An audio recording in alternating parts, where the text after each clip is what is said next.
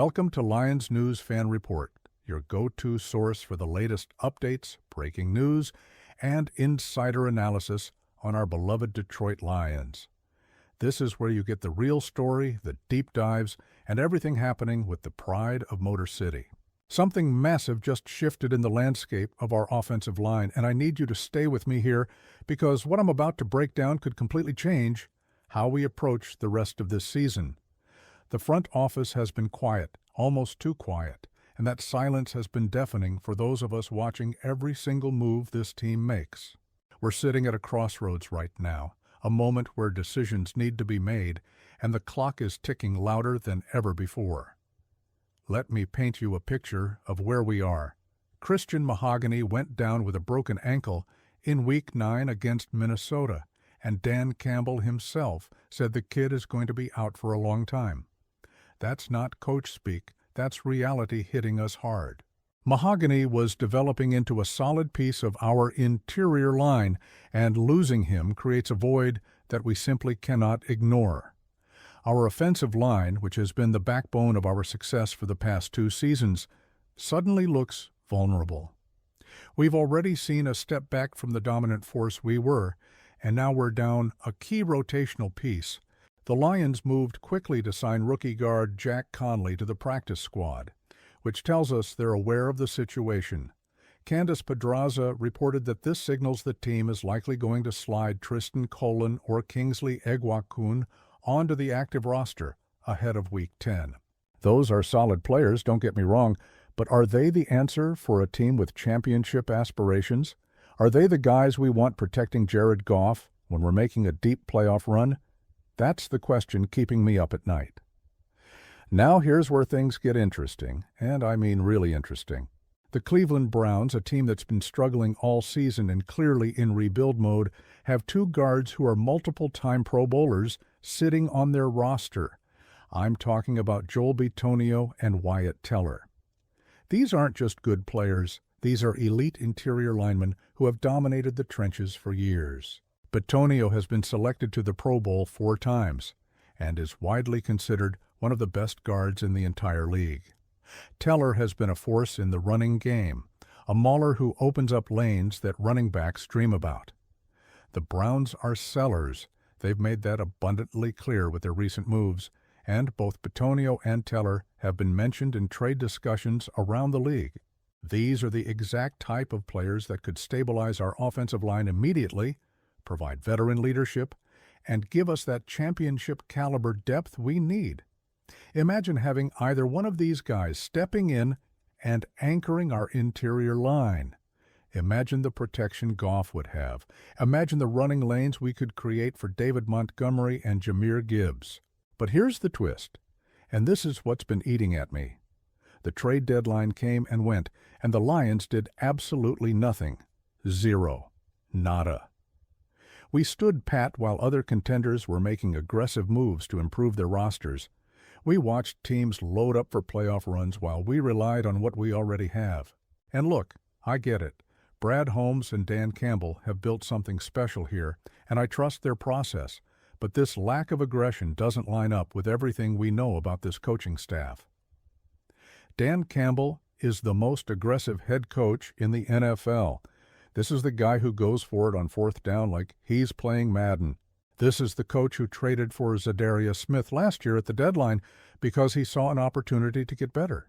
This is the man who preaches attacking, never backing down, and taking what's yours.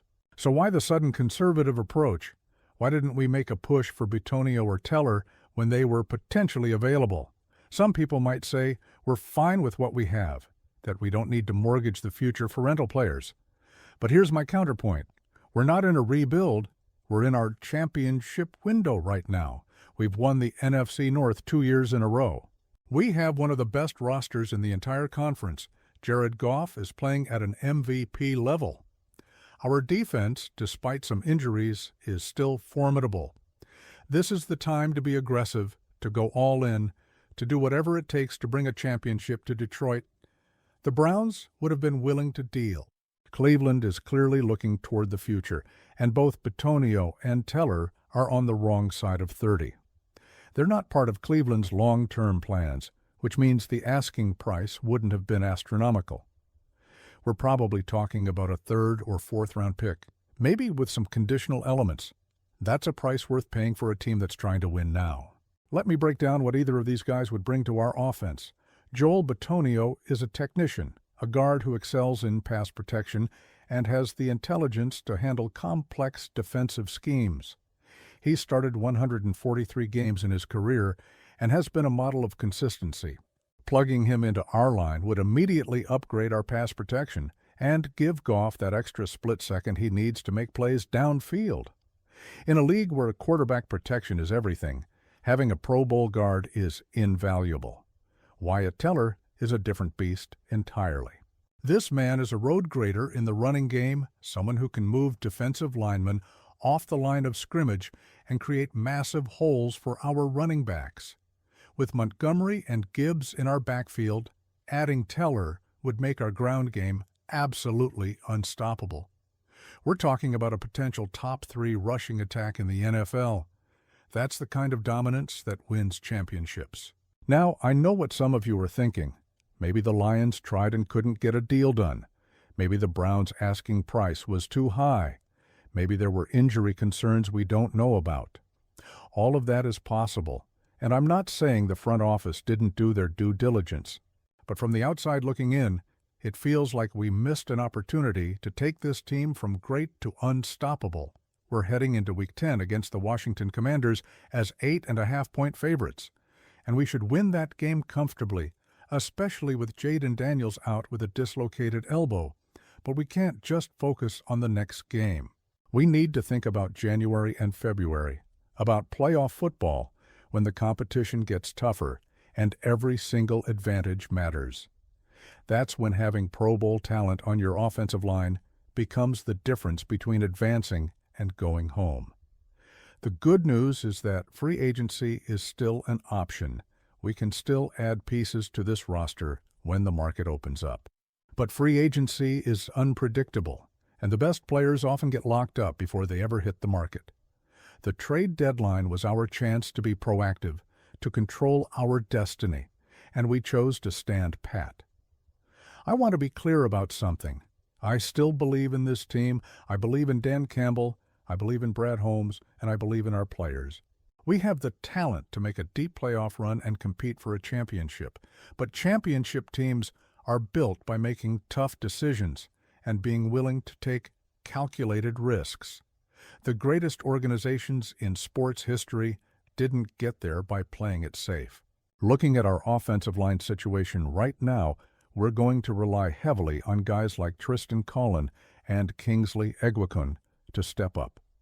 Both have shown flashes of potential, but asking them to carry significant minutes in crucial games is a big ask. We're also going to need our tackles, Penei Sewell and Taylor Decker, to be absolutely dominant because they're going to have to carry more of the load with uncertainty in the interior. The injury to Mahogany exposed something we probably already knew. Our depth along the offensive line isn't where it needs to be for a championship contender. And when you have an opportunity to address that weakness by acquiring proven Pro Bowl talent, you have to at least explore it aggressively. The Browns were selling and we were buying, but somehow we didn't close the deal. I'm choosing to remain optimistic because that's what we do as Lions fans. We've been through too much to lose faith now. This team has given us more hope and excitement than we've had in decades. We're winning our division. We're competing with the best teams in the conference, and we have a legitimate shot at making history. But to do that, we need every advantage we can get, and adding a Joel Bitonio or Wyatt Teller would have been exactly that kind of advantage. So here's what I want to know from you. Do you think the Lions made the right call by standing pat at the trade deadline? Should we have made a push for Bitonio or Teller to shore up our offensive line? Or do you trust that our current roster has enough depth to handle the loss of Mahogany and make a championship run? Drop your thoughts in the comments below because I genuinely want to hear what Lions Nation thinks about this situation. If you want to stay locked in with all the latest Lions news, breaking updates, roster moves, and in-depth analysis like this, make sure you hit that subscribe button and turn on notifications. We're bringing you content every single day to keep you informed and ready for everything happening with our team. Give this video a thumbs up if you found it valuable, and share it with your fellow Lions fans who need to hear this analysis. Let's keep building this community and supporting our team together. One pride always.